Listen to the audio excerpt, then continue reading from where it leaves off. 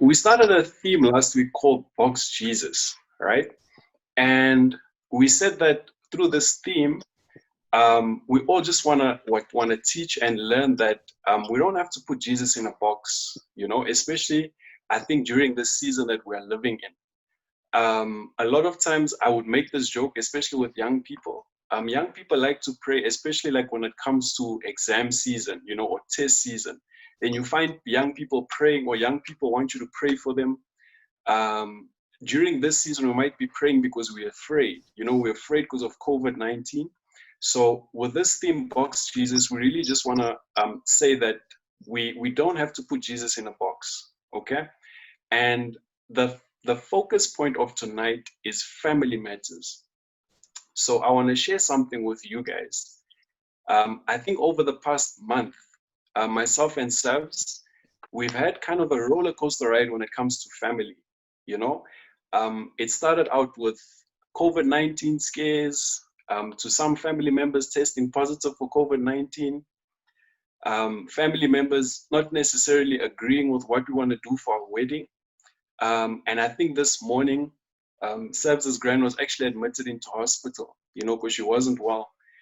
So I had a conversation with Sebs, I think at a past 10 today, and she just said to me, Wasim, this is supposed to be like a season where she's so happy. We're getting married on the 1st of August, yet there's all these issues and drama around family specifically, you know?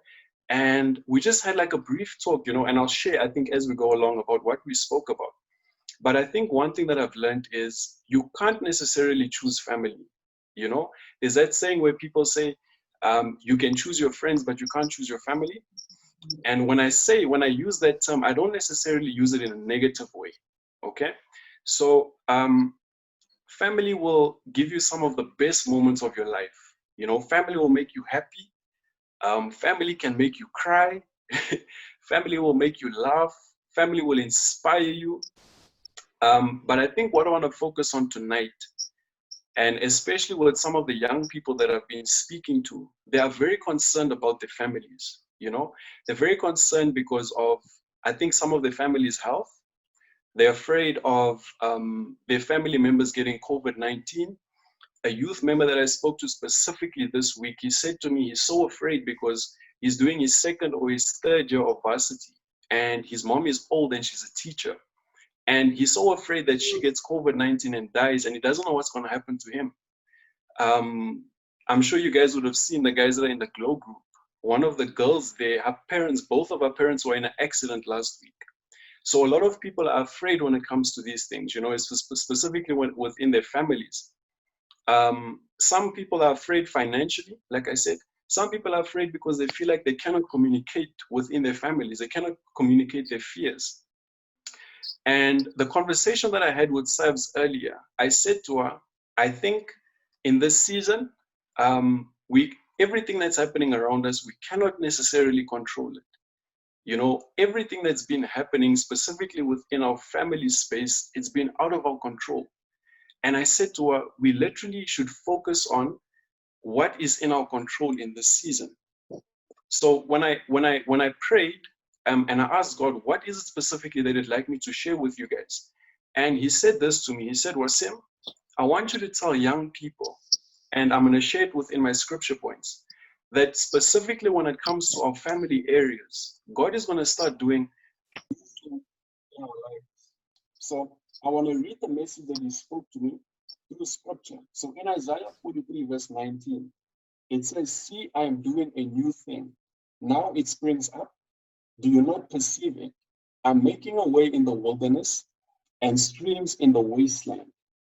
And Joshua 1 verse 7 says this, only be strong and very courageous to observe to do according to all the law, which Moses my servant commanded thee.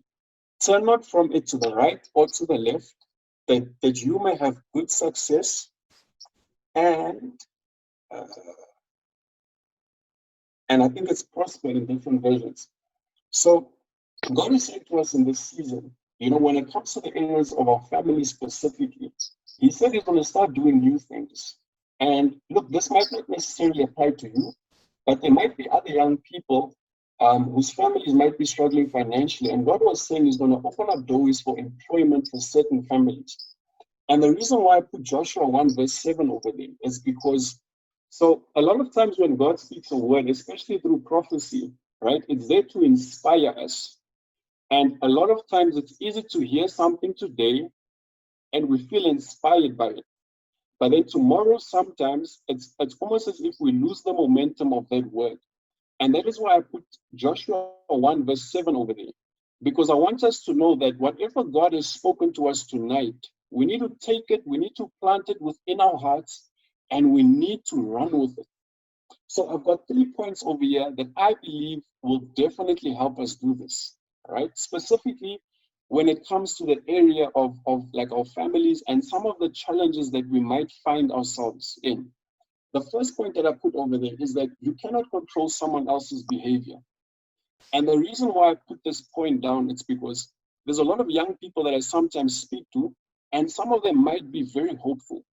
And you find they speak maybe to a brother or a sister or a cousin that might not necessarily have the same state of mind as them. And that can leave them very discouraged, especially in a season like what we're in right now currently. So when I say you cannot control someone else's behavior, I mean you cannot even control someone else's thinking. You cannot control what someone else does. You cannot control how someone else lives. And I put a scripture verse over here, Romans 14, verse 12. So then each of us will give an account of ourselves to God. And that is something that we must always be mindful of, especially when it comes to family. You can try your best, you can pray, you can speak about stuff, but at the end of the day, we make up our own choices and our own minds about what we want to do in life. So that's the first point that I want to encourage you with. You cannot control someone else's behavior. The second point is this: you can control how you respond. Jeremiah 17 verse 10 says this: I, the Lord, search the heart and test the mind to give every man according to his ways, according to the fruit of his deeds. The way that you respond to any situation in life will either be life to you or it will be death to you. So just as how we said we cannot control other people's responses or what happens to other people, but we can choose how we respond. When I spoke to Sads earlier, and we were both feeling a bit down because of the gran. The gran hasn't been well for weeks. And the sad thing is the granny isn't on medical aid. And I mean, she's already 80 years old, you know? So the only thing that you can do is take her to a public hospital. But then you think to yourself, what are the conditions like in public hospitals? We don't know what it's like. Last time she was in a public hospital, she complained. She said the nurses weren't looking after her properly. So we had all of those fears. And today, this morning, should I say, when the ambulance came and picked her up, and we're now having this conversation, and our hearts are a bit sore. And I said to her, even with the granny being sick, that's not necessarily within our control. We cannot control whether people get sick. We cannot control that she had to go to hospital, but we can control how we respond. We can respond in faith. So we said today that with what's been happening within our families, we choose to pray more. We choose to be more prayerful. We choose to speak more positive messages over our families and the situations that we might find ourselves in. And what we speak in this season, we want it to be life to ourselves. We don't want what's happening around us to discourage us, especially in the season that we find ourselves in. There's enough discouragement as it is. We don't need any more of that. So you can control how you respond. You must always, always, always keep that in mind. And then my final point is allow yourself to reset. So Lamentations 3:22 to 23 reads, the steadfast love of the Lord never ceases. His mercies never come to an end. They are new every morning. Great is your faithfulness. So with everything that might be happening around us, always remember that every single day that God gives us, number one, it is a gift.